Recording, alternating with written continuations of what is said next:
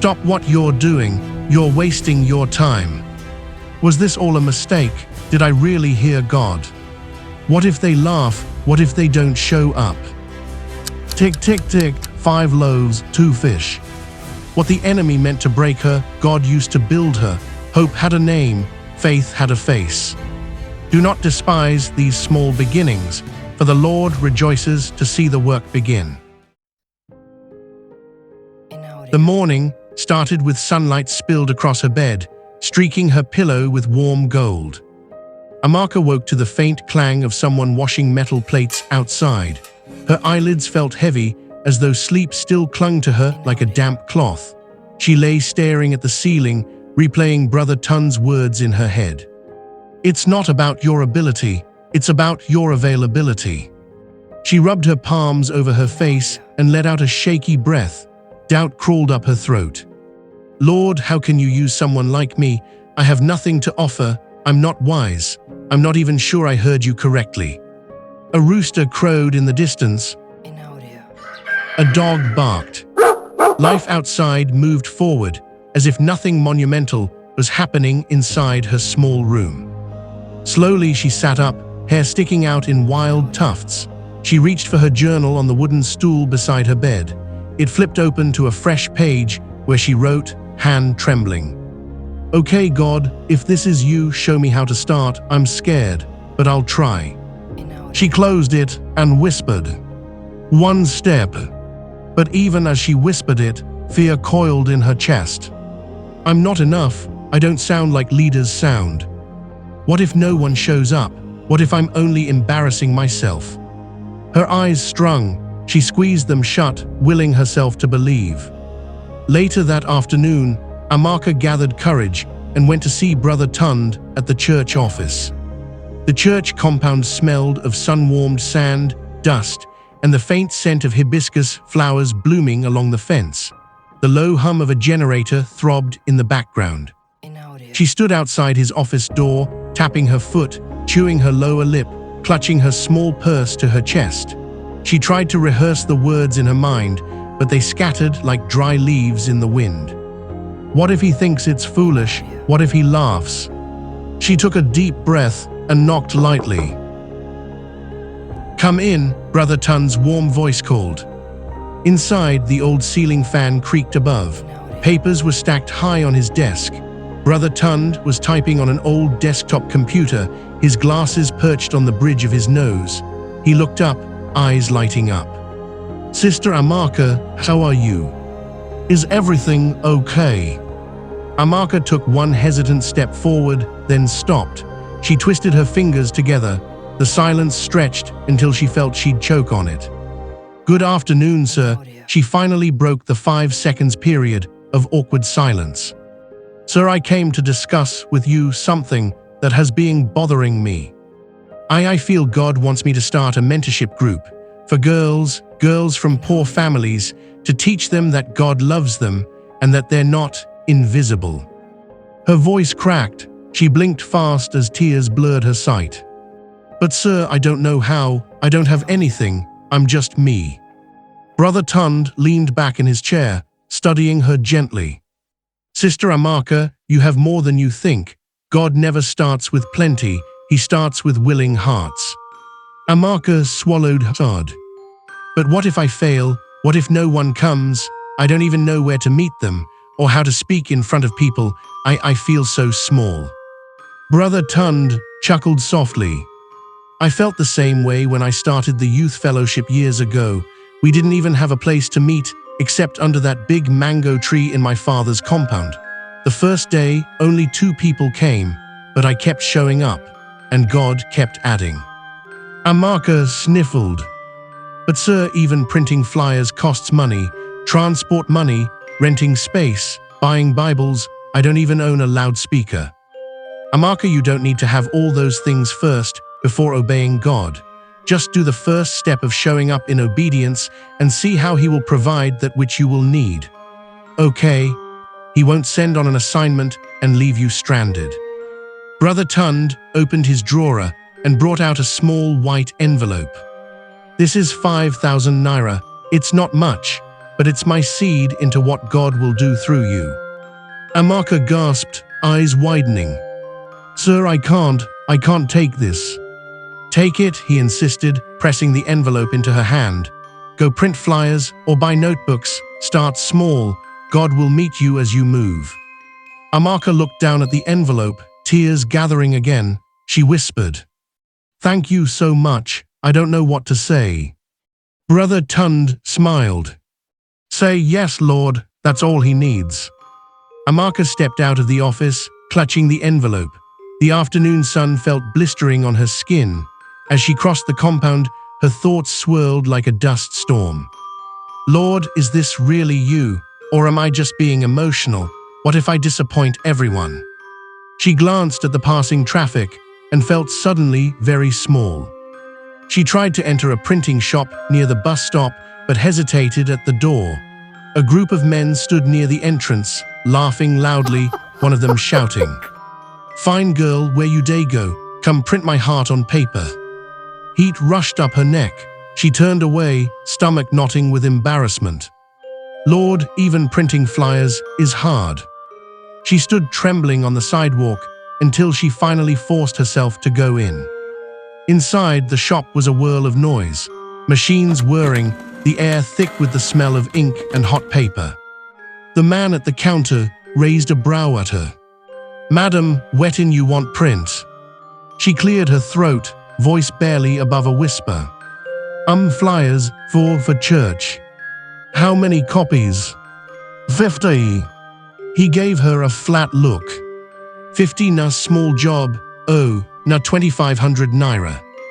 Her heart sank, half her money would disappear in one swoop. She thought of notebooks, pens, snacks for the girls. How would she afford it all? But she forced her voice steady. "Print it, please." He nodded and took her flash drive. By evening, Amaka stood in the business center, the noisy printer clattering beside her as it spat out colored flyers. "Daughters of Hope, you are seen, you are loved, free Bible study and mentorship, every Saturday 10 a.m. were written boldly on the flyers. She held the first flyer in trembling fingers, reading the bold letters over and over. Each word felt both thrilling and terrifying. What if no one comes? What if people laugh at me? What if they say I'm too young, too poor, too ordinary? Her eyes welled up as she whispered, 5 loaves, 2 fish. She slipped the warm stack of flyers into her bag. Outside, the night breeze smelled of diesel fumes and roasting suya. Lord, I've done one step.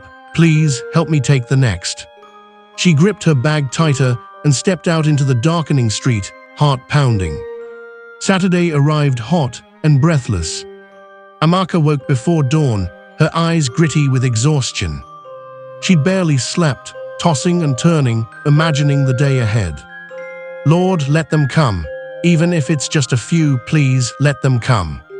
She ironed her one good blouse, a soft lavender shirt with fraying seams, and pulled her hair into a neat puff. She glanced at the clock, 8:30 a.m. By 9:15, she was at the small room she'd borrowed from the church, a dusty children's classroom with faded alphabet posters on the walls and a musty smell. She arranged the chairs in a crooked circle and placed a small stack of new notebooks and Bibles on the plastic table. She wiped sweat from her forehead, her heart hammering so loud she felt sure someone outside could hear it. At 9:45, the room was empty. At 10:05, still no one. Amaka sank into one of the chairs, hands shaking. A flicker of panic danced in her chest. Was this all a mistake? Did I really hear God? The harsh tick-tick-tick of the wall clock seemed to mock her. At exactly 10:12 a.m., there was a soft knock on the metal door. Amaka jumped to her feet.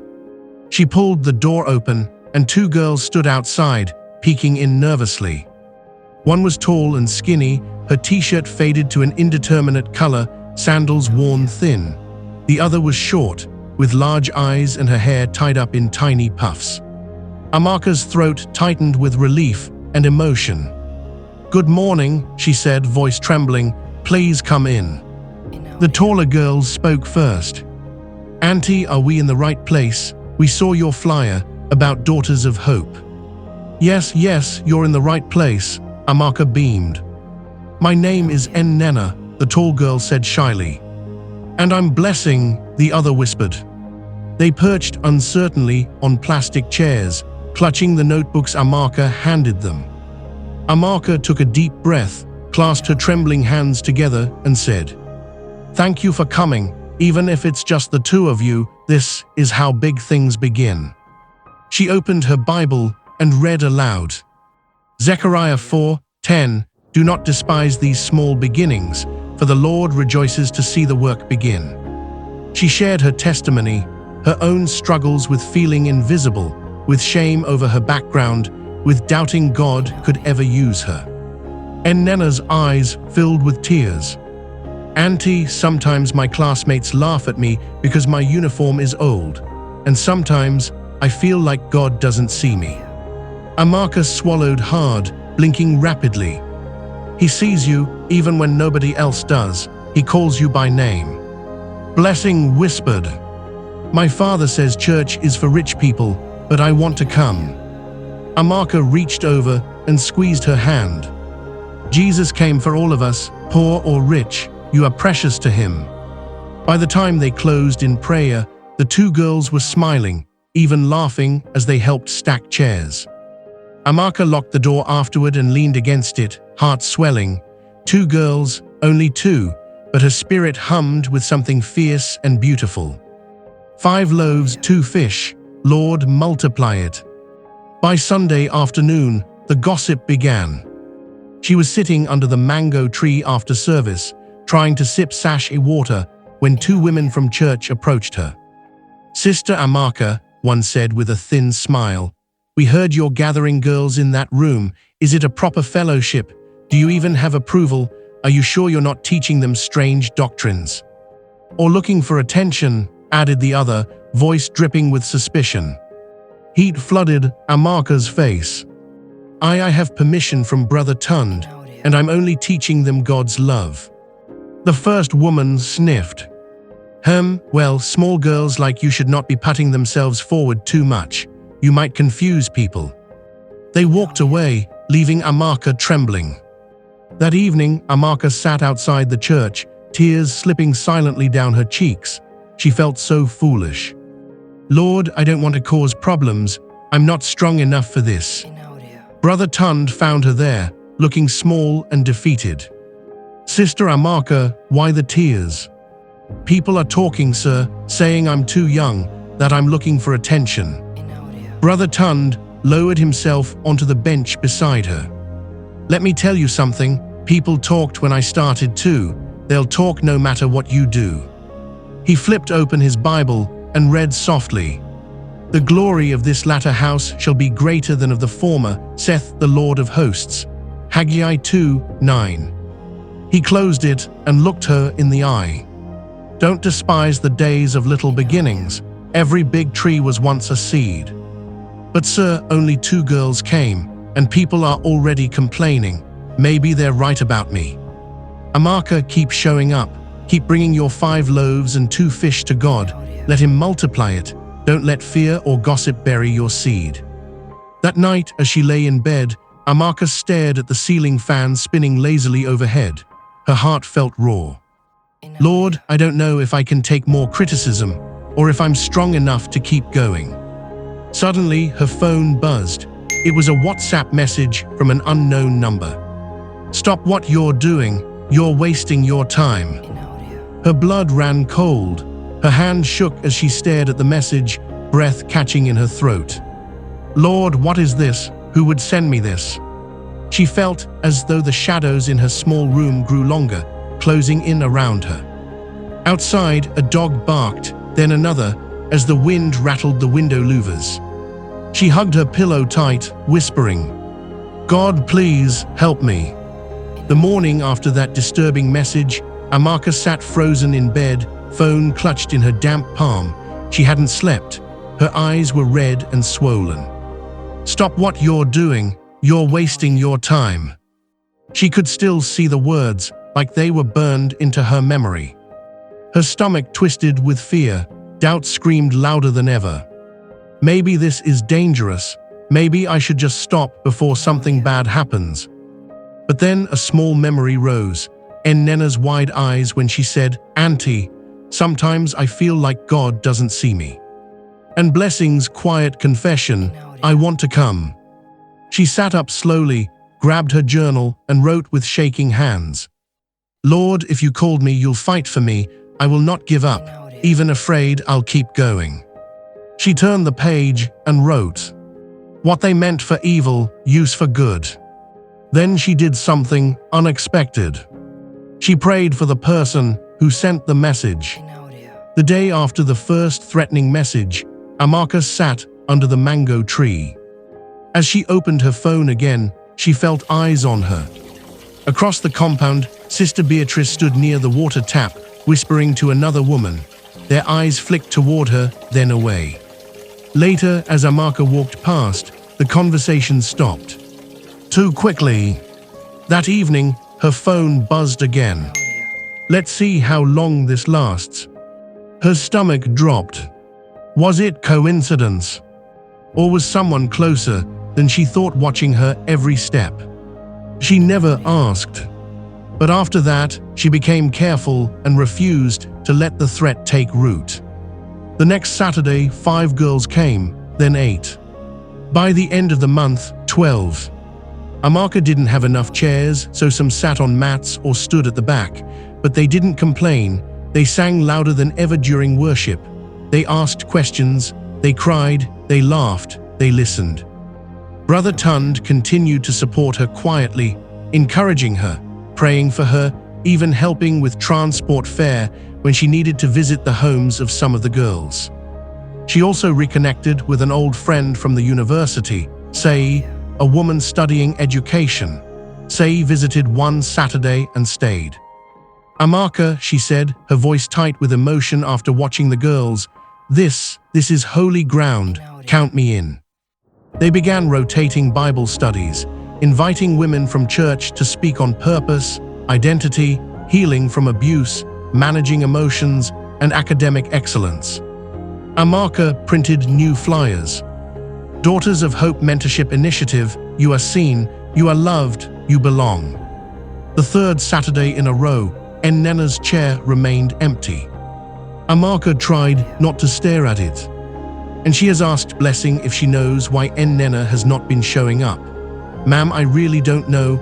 I have tried checking up on her, but each time I go to her place, her siblings always tell me that she's not around. Really, hope nothing is wrong with her." "I hope so," Blessing replied. "Okay, Blessing, I will go check up on her at the end of today's session." After the session ended, she walked to Nena's house, a narrow building squeezed between 2 larger compounds, paint peeling from the walls. She knocked gently. Nena's mother opened the door, wiping her hands on her wrapper. "Yes." "Good evening, Ma. I'm Amaka from Daughters of Hope." The woman's expression hardened almost instantly. "Oh, that thing." Amaka swallowed. "Yes, Ma, Nena hasn't been coming, and I just wanted to check if she's all right."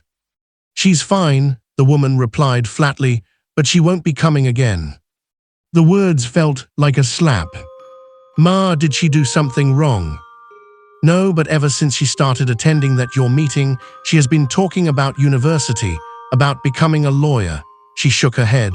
"Who will pay? You. Big dreams don't cook food." Amaka's throat tightened. "Ma, we're only helping them see possibilities." "Possibilities don't feed families," the woman cut in sharply. "My daughter helps me at the shop on Saturdays now. That is more important." Silence stretched between them. From inside the house, Amaka heard movement, a shadow near the curtain. Nena was listening. Amaka forced a gentle smile. "Okay, Ma, I understand." She didn't, but she nodded anyway. As she turned to leave, she caught a glimpse of Nena's eyes through the curtain, glossy, apologetic, broken. That night, Amaka cried harder than she had in months. Lord, was I wrong to make her believe she could be more? The next Saturday, the classroom felt different. The air was heavier, quieter. Only 4 girls came. The circle of chairs looked too wide now, as though space itself had noticed the absence. Amaka tried not to glance at the empty seat near the window, the one Nena used to sit in, back straight, eyes eager. She forced a smile as she began the session. They sang, but the harmony felt thin. They prayed, but the words didn't rise as easily. When it was time to teach, Amaka's voice trembled just slightly. God strengthens what remains, she said softly, though she wasn't sure if she was speaking to the girls or to herself. After the meeting ended, she lingered behind while the girls trickled out. She gathered the offering basket and sat down, 350 naira note and 220 naira note. She stared at them for a long time. Was this how movements faded, not with explosions, but with quiet shrinking?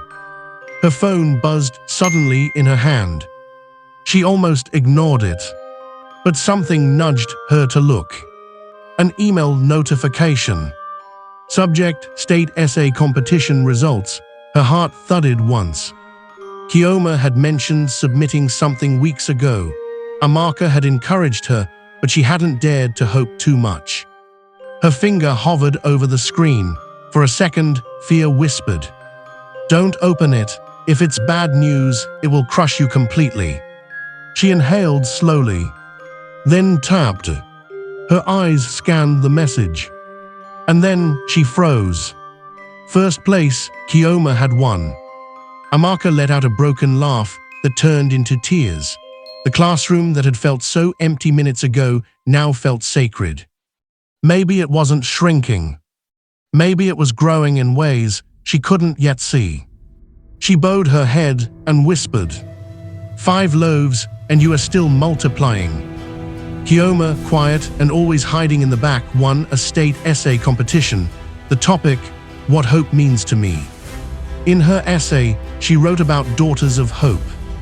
"Before I met Auntie Amaka, I thought I was a mistake, but now I believe I can become a teacher or even a writer. I want to help other girls the way she helped me." Her essay went viral. A local NGO reached out, then a Christian magazine featured the story. Within months, what started with 2 girls in a dusty classroom grew into a registered non-profit with volunteers, a weekly feeding program, and a scholarship fund. Over 100 girls were now part of the program. Some had returned to school after dropping out. Others, once too afraid to speak, now led small groups. 3 girls had started studying for university entrance exams. One even wanted to study law. And through it all, Amaka never forgot the fear of that first day. But just as things were flourishing, Amaka received another message, this time from someone anonymous again. "You got lucky, but let's see how long this lasts." For a moment, her heart faltered, but this time she didn't cry, she didn't shrink back. Instead, she smiled softly and replied, "It doesn't depend on luck. This is God's work, and He never stops what He starts." One late afternoon, months before the annual gathering, Amaka was walking past the busy roadside market when she heard someone call out, "Auntie," she turned. For a moment, she didn't recognize the tall young girl weaving through the crowd toward her. Then she did, Nena. The girl stopped in front of her, slightly out of breath, but smiling. She looked different, not richer, not dramatically changed, but steadier. There was something firmer in her eyes. "I've been studying at night," Nena said, adjusting the strap of her worn bag, "after helping my mother at the shop." Amaka blinked back sudden tears. "Are you still?" "Yes," Nena nodded quickly. "I'm writing my university entrance exams next month." The noise of the market faded into the background. "My mother still complains sometimes," Nena admitted, a small smile tugging at her lips, "but she doesn't stop me anymore." There was a pause. Then Nena said quietly, "You were right," Amaka swallowed. "Right about what? That I'm not invisible." The words landed softly, but they carried weight. For a moment, neither of them spoke. All those nights of doubt, all those tears, all those threatening messages. And here stood the proof, not a viral post, not an NGO. A girl who now believed she mattered. Amaka reached out and pulled her into a tight embrace. "Keep going," she whispered. "I will," Nena replied. And this time, she sounded certain. Now in her final year at university, Amaka stood before the largest gathering of Daughters of Hope yet. Over 100 girls, seated in neat rows, wearing bright purple t-shirts with white lettering. "I am seen, I am loved, I am enough." As she stood before them, microphone in hand, her voice shook, but not from fear, from awe. "5 loaves, 2 fish, that's all I had," she said, "but I gave it anyway, and God multiplied it." Tears rolled down her cheeks. "You are not too small, you are not too broken, you are not invisible." The girls erupted into applause, some crying, others standing to clap. At the back of the room, Brother Tund watched with tears in his eyes. Sei nodded, smiling. Nena and Blessing, now in SS3, sat in the front row, helping coordinate logistics for the event. Amaka took a deep breath and ended with the scripture she'd clung to like breath. Haggai 2:9, "The glory of this latter house shall be greater than the former." Then she whispered, just loud enough for God alone, "Thank you for not letting me quit." She never found out who sent the messages. But it didn't matter anymore. What the enemy meant to break her, God used to build her. And now the fruit was undeniable. Hope had a name, faith had a face, and Daughters of Hope had just begun.